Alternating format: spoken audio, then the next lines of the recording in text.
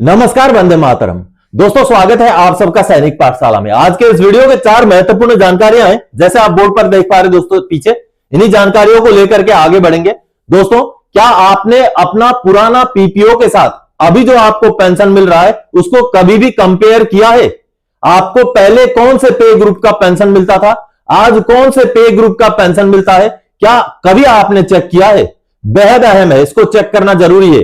ऐसा एक वाकया आप सबके सामने लेके आया हूं दोस्तों, जिसमें पुराना जो पीपीओ के साथ जब कंपेयर किया गया तो अब पेंशनर को हर महीने के पेंशन में 2,497 रुपए की बेसिक पेंशन में बढ़ोतरी होने जा रही है। जी हां दोस्तों, इसलिए आपको भी चेक करना बेहद जरूरी है, जिसकी जानकारी आगे आपको दूंगा। इसके साथ ही साथ दोस्तों, जैसे माननीय सुप्रीम कोर्ट ने वेस्ट बंगाल के कर्मचारियों और पेंशनर्स को डीए-डीआर का बकाया भुगतान का आदेश दे दिया, मानो अब बाकी कर्मचारियों में भी ऊर्जा आ चुकी है।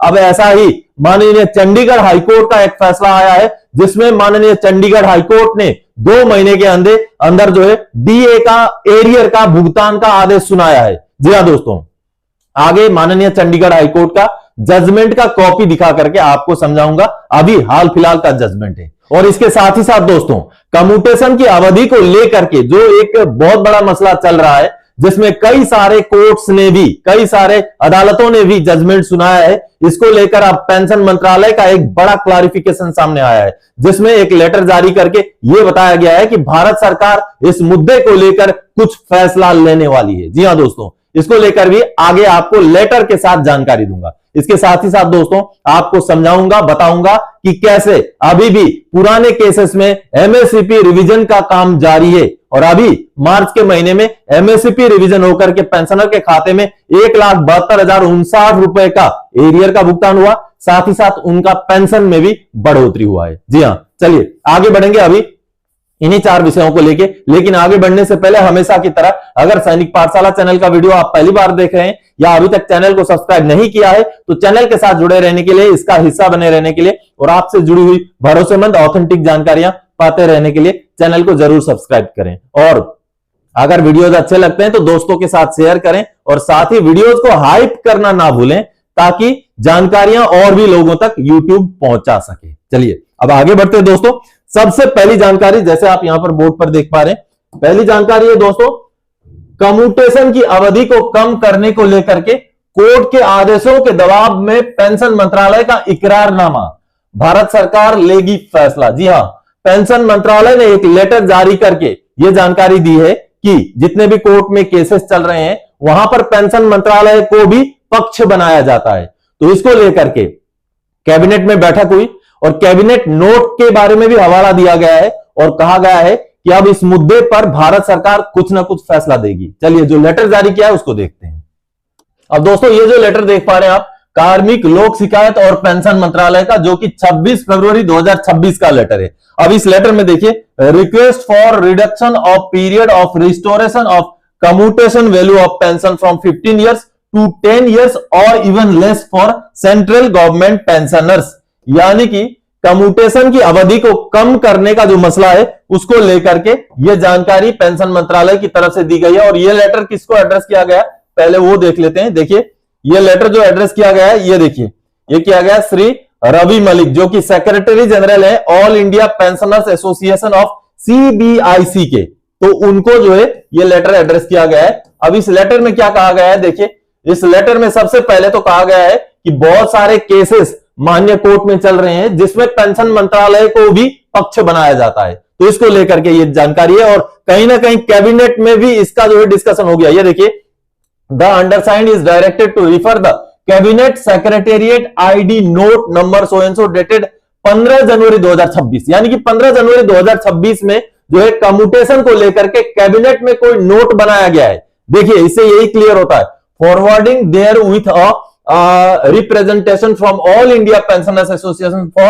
CBIC seeking revision of the restoration period of commutation of pension from 15 years to 10 years even less for central government pensioners। यानी कि दोस्तों, यहां पर फिर आगे जितने भी कोर्ट में केसेस चले हैं, माननीय सुप्रीम कोर्ट में भी केस चला है, कई सारे हाई कोर्टों में केस चले हैं, उनका रेफरेंस दिया गया है। और कहीं ना कहीं यह बताया गया है कि कई सारे केसेस बेशक पेंशनर के फेवर में जजमेंट आए हैं, लेकिन सुप्रीम कोर्ट ने या चंडीगढ़ हाई कोर्ट ने भी इस मसले को सरकार के ऊपर छोड़ दिया है। यह बात यहां इस लेटर में कही गई है। और इस लेटर में सबसे महत्वपूर्ण जो अंश है दोस्तों, वो मैं आपको समझा देता हूं। ये यहां पर है, ये जो 3.3 नंबर जो पैराग्राफ है, इस पर जो है ये बताया गया है कि अब सरकार कुछ ना कुछ फैसला लेगी। जी हां, क्या बताया गया है देखिए, in view of the above judgments oblique orders of the honourable Supreme Court, it has been settled that the matter regarding restoration period of commuted pension is to be decided by the government. यानी कि भारत सरकार की तरफ से decide किया जाएगा। यह digitally signed letter है, ये देखिए, और अभी 26 फरवरी 2026 का ही यह लेटर है। तो कहीं ना कहीं पेंशन मंत्रालय की तरफ से यह क्लैरिफिकेशन जारी किया गया है कि भारत सरकार ही कम्यूटेशन ऑफ पेंशन को लेकर के, उसकी अवधि को कम करने को लेकर के कुछ ना कुछ फैसला लेगी, ऐसा इस लेटर के जरिए जानकारी सामने आती है दोस्तों। चलिए अब आगे बढ़ते हैं अगली जानकारी की ओर दोस्तों। अब अगली जानकारी दोस्तों, अभी भी जारी है एमएससीपी के पुराने केस में पेंशन रिवीजन और एरियर का भुगतान। मार्च 2026 में खाते में आए 1,72,059 रुपए। जी हां दोस्तों, बहुत सारे पेंशनर्स आज के डेट में भी ऐसे हैं जिनको एमएससीपी लागू है लेकिन नहीं मिला है। अब उनको जानकारी भी नहीं है कि वो कार्रवाई करें। जितने भी पेंशनर सैनिक पाठशाला के साथ जुड़ रहे हैं, उनका रिवीजन चल रहा है, अभी भी हो रहा है उनका रिवीजन। बहुत सारे पेंशनर्स के अभी तक हो चुके हैं। तो ऐसा ही एक मसला है जिसमें पेंशनर को अभी 2026 के मार्च के महीने में 1,72,059 रुपए का जो है एरियर का भुगतान हुआ है, और साथ ही साथ उनका पेंशन में भी बढ़ोतरी हुआ है। चलिए उनका पीपीओ पहले देख लेते हैं। अब दोस्तों, ये एक स्पर्श का पीपीओ आप देख पा रहे हैं, जो कि एक 31 दिसंबर 2020 के रिटायरी हैं, जिनका नाम है वेद प्रकाश सिंह।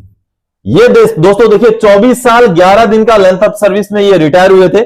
अब इनको एमएससीपी नहीं मिला था। ये हवलदार रैंक से रिटायर हैं, आप यहां देखेंगे नायक रैंक से रिटायर हैं, लेकिन 24 साल लेंथ ऑफ सर्विस होने की वजह से इनको नायब सुधार का एमएससीपी लागू है, लेकिन इनको नहीं मिला था। अब देखिए, ये पीपीओ जब जनरेट हुआ तो इस पीपीओ में उनका सब कुछ बदल दिया गया और एमएससीपी नायब सुधार लागू किया गया। आप यहां पर अगर देखेंगे, ये देखिए कोरिजेंडम डिटेल्स में आपको पूरा डिटेल्स देखने को मिलेगा। इनका जो है पहले पेंशन हवलदार के हिसाब से 24,763 मिल रहा था, फिर अभी 26,825 कर दिया गया, और साथ ही साथ उनका देखिए ग्रेचुइटी का अमाउंट में भी बढ़ोतरी हो गया, और उनका जो पे लेवल है, पे लेवल भी 05, ये देखिए 05 से बढ़कर 06 हो गया। उनका जो है पहले हवलदार ग्रेड का एमएससीपी उनको मिल रहा था, लेकिन अब नायब सुधार ग्रेड का एमएससीपी लागू करके ये पीपीओ जारी किया गया है। और ये पीपीओ आप देखेंगे, ये देखिए 18 फरवरी 2026 को पीपीओ जारी हुआ, और इस पीपीओ के बाद पेंशनर को अब उनके खाते में 1,72,059 रुपए, ये देखिए मैसेज 1,72,059 रुपए का ये भुगतान उनको एरियर के रूप में हो चुका है। पेंशनर ने जो वीडियो संदेश भेजा है उसको सुन लीजिए। जय हिंद सर, मैं नायक वेद प्रकाश सिंह, मैं 24 साल 11 दिन सर्विस करके आया था। मुझे एमएससीपी नायब सुधार का पेंशन नहीं मिल रहा था। मैंने सैनिक पाठशाला के वीडियोस देखना शुरू किया और मैं सैनिक पाठशाला के साहब से संपर्क किया। साहब ने मुझे गाइड किया और मैंने सीपी ग्राम में ग्रीवेंस डाला, और मात्र 4 महीने के अंदर मेरा एमएससीपी नायब सुधार एडजस्ट होके मार्च महीने में आ गया, और मार्च महीने में ही मेरा एरियर 1,72,059 रुपये आ गया। मैं सभी से अनुरोध करता हूं कि सैनिक पाठशाला के वीडियोस जरूर देखें और अपना फ़ायदा उठाएं। बहुत भाइयों को पेंशन एडजस्ट होके नहीं आती है, इसलिए मैं सैनिक पाठशाला के साहब को अपने दिल से बहुत धन्यवाद देता हूं। जय हिंद। तो आप सबने देखा दोस्तों, सही जानकारी के साथ जुड़े रहें, सटीक कार्रवाई करें, आपको भी आपका अधिकार जरूर मिलेगा। चलिए अब आगे बढ़ते हैं दोस्तों अगली जानकारी की ओर। अगली जानकारी है दोस्तों, अब देखिए, कर्मचारियों को डीए का एरियर भुगतान को लेकर के अब आया चंडीगढ़ हाईकोर्ट से फैसला। जी हां दोस्तों, डीए का एरियर का भुगतान को लेकर के माननीय सुप्रीम कोर्ट ने जैसे वेस्ट बंगाल के कर्मचारियों और पेंशनर्स के फेवर में फैसला सुनाया, अब बाकी जगहों पर भी डीए का एरियर को लेकर के केसेस चल रहे हैं। इसको लेकर के पंजाब के भी कुछ कर्मचारी माननीय चंडीगढ़ हाईकोर्ट पहुंच गए थे, जिसको लेकर के अब माननीय चंडीगढ़ हाईकोर्ट ने फैसला सुना दिया और 2 महीने के अंदर अंदर एरियर का भुगतान का भी आदेश दिया है। चलिए चंडीगढ़ हाईकोर्ट का जो जजमेंट का कॉपी आया उसको देखते हैं। अब दोस्तों ये आप देख पा रहे हैं, in the high court of Punjab and Haryana act Chandigarh, और ये आदेश है 16 मार्च 2026 का, ये देखिए। और ये केस था Arvind Rana and others versus union territory of Chandigarh and others. अब देखिए इस केस में जो मसला था, ये देखिए, in the present writ petition the petitioner are praying for issuance of a direction to the respondents to release the arrears of dearness allowance on pay/revised pay as per the recommendations of the 6th Punjab Pay Commission along with interest to the petitioners in terms of the order dated 20 दिसंबर 2022। ये देखिए, यानी कि जो पंजाब सरकार के कुछ कर्मचारी जिनको डीएडीआर नहीं मिला था, अब उन्होंने डीएडीआर का भुगतान के साथ ही साथ उसका एरियर का क्लेम करके माननीय चंडीगढ़ हाईकोर्ट में फैसला जो है केस कर दिया। और यह केस अहम क्यों है दोस्तों? क्योंकि हाल फिलहाल में माननीय सुप्रीम कोर्ट ने भी कर्मचारियों के फेवर में वेस्ट बंगाल के केस में फैसला दिया था। अब इस केस में भी, पंजाब के केस में भी हूबहू वैसा ही हुआ है, और माननीय चंडीगढ़ हाईकोर्ट ने और सख्त तरीके से यह बताया है कि अगर ये एलिजिबल है तो 2 महीने के अंदर रिवाइज कर दीजिए। ये देखिए यहां लिखा है, in case the petitioners are held entitled for the grant of relief as claimed by them as per the rules of law, the same be also released within a period of 2 months thereafter। यानी कि माननीय court ने कहा है कि इनका eligibility को check करते हुए इनको डियरनेस अलाउंस का जो एरियर है उसको 2 महीने के अंदर भुगतान कर दिया जाए। तो कहीं ना कहीं दोस्तों डियरनेस अलाउंस को लेकर के केसेस हो रहे हैं। माननीय चंडीगढ़ हाईकोर्ट में केस हुआ है, माननीय सुप्रीम कोर्ट में भी केस हुए हैं, जिनका जो जजमेंट है वो कर्मचारियों के, पेंशनर्स के फेवर में गए हैं। तो आपको क्या लगता है दोस्तों, 18 महीने का जो डीएडीआर का एरियर का मसला है, क्या ये माननीय सुप्रीम कोर्ट में नहीं जाना चाहिए? हमारी जो बड़ी बड़ी संस्थाएं हैं, जेसीएम जैसी जो संस्थाएं हैं, क्या उनको 18 महीने का डीएडीआर का एरियर को लेकर के सुप्रीम कोर्ट में केस नहीं करना चाहिए? जब डीएडीआर का एरियर को लेकर के बाकी केसेस में माननीय कोर्ट द्वारा पेंशनर या कर्मचारियों के फेवर में जजमेंट आ रहे हैं, तो यह शायद सही मौका है, सही समय है कि हमारा 18 महीने का डीएडीआर के एरियर को लेकर भी हमारी जो बड़ी संस्थाएं हैं उनको जो है माननीय कोर्ट के पास जाना चाहिए। ऐसा मेरा मानना है। आप क्या मानते हैं? आप अगर इस बात से सहमत हैं तो जरूर वीडियो में कमेंट कीजिएगा। चलिए अब आगे बढ़ते हैं दोस्तों, अब आखिरी जानकारी की ओर आगे बढ़ते हैं, और आखिरी जानकारी है, सावधान, आपका पे ग्रुप जरूर चेक करें कि आपको सही X group, Y group, Z group, A group, B group, C group या 1 2 3 पे ग्रुप का पेंशन पेमेंट मिल रहा है या नहीं। दोस्तों वैसे तो आज के डेट में जो पे ग्रुप है वो केवल 2 है, एक्स है और वाई है। पहले हुआ करता था ए बी सी डी, ऐसे बहुत सारे ग्रुप होते थे, 1 2 3 एक्स वाई जेड, इस तरीके से बहुत सारे ग्रुप्स होते थे। लेकिन छठे पे कमीशन के बाद केवल 2 ग्रुप रह गए, एक्स और वाई। तो क्या आपने कभी चेक किया है अपना पुराना पीपीओ निकाल करके आज के डेट में जो आपको पेंशन मिल रहा है या आज के डेट में जो आपका पीपीओ है उसके साथ कभी मिलान किया है? एक बहुत अहम जानकारी आगे आपको देने जा रहा हूं, क्योंकि आपको अगर सही पे ग्रुप के साथ हिसाब से पैसा नहीं मिल रहा है तो आपको बहुत बड़ा घाटा हो रहा है। चलिए ये क्या मसला है उसको देखते हैं। दोस्तों ये जो आप पीपीओ देख पा रहे हैं ये एक बहुत पुराना पीपीओ है, लेकिन ध्यान से देखिएगा, जानकारी बेहद अहम है। अब देखिए ये एक एयरफोर्स के पेंशनर हैं, विजय अरुण शर्मा, जिनका नाम है विजय अरुण शर्मा, और ये सर्जेंट रैंक से, ये देखिए एसजीटी यानी कि सर्जेंट रैंक से, rank for pension sergeant rank से ये रिटायर हुए थे, और ये लगभग 2002 का पीपीओ है। ये देखिए 2002 के वो रिटायरी हैं, और इनका ये 12 नंबर में ग्रुप देखेंगे तो यहां पर साफ साफ एक्स ग्रुप आपको दिखाई दे रहा है। ये एक्स ग्रुप के पेंशनर हैं, एक्स ग्रुप में उनको पेमेंट मिलता था, एक्स ग्रुप से ही वो रिटायर थे, एक्स ग्रुप के हिसाब से उनका जो है पेमेंट पेंशन भी फिक्स किया गया और एक्स ग्रुप के हिसाब से उनको पेंशन मिला।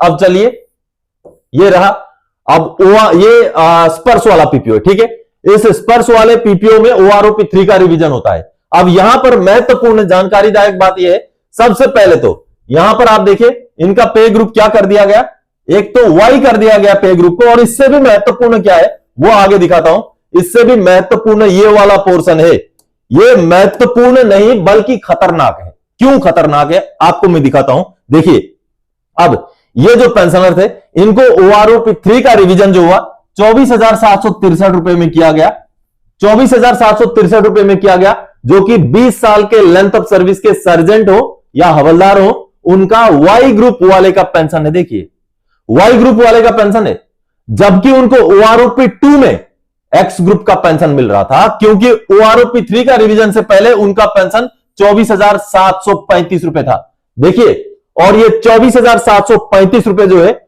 OROP 2 का टेबल नंबर 7 के हिसाब से एक्स ग्रुप के पेंशनर्स का 20 साल लेंथ ऑफ सर्विस के सर्जेंट या हवलदार का यह पेंशन है। यहां तक बिल्कुल सही था। OROP 2 तक उनको 24,735 जो मिलता था यह एक्स ग्रुप के हिसाब से ही मिल रहा था, लेकिन अचानक से OROP 3 में उनका ग्रुप एक्स से वाई कर दिया जाता है और उनका पेंशन को भी वाई ग्रुप के हिसाब से यहां लाया जाता है 24,763, जबकि इनका पेंशन एक्स ग्रुप के हिसाब से OROP 3 का टेबल नंबर 7 के हिसाब से होना चाहिए 27,260 रुपए। जी हां, 27,260 के बजाय 24,763 रुपए। कितने का घाटा? 2,497 रुपए का घाटा। अब ये जब कार्रवाई करेंगे तो रिवीजन हो जाएगा, बिल्कुल हो जाएगा। इनको पेंशन में हर महीने की पेंशन में इतने की बढ़ोतरी हो जाएगी। लेकिन आप सोच के देखिए, अगर ये कार्रवाई उनके साथ हो जिनको कुछ पता नहीं है, जानकारी नहीं है, जो केवल पेंशन लेते हैं, जो मिलता है चुपचाप से लेते रहते हैं, जो सोशल मीडिया में भी जुड़े नहीं है, जो सैनिक पाठशाला जैसे चैनल के वीडियो भी नहीं देखते हैं, तो उनके साथ तो फिर यही पेंशन उनको मिलता रहेगा आगे अगले रिवीजन तक। और अगला जैसे रिवीजन होगा उसमें बेशक सही भी कर दिया जाएगा तो बीच का वाला पोर्शन गुम हो जाएगा।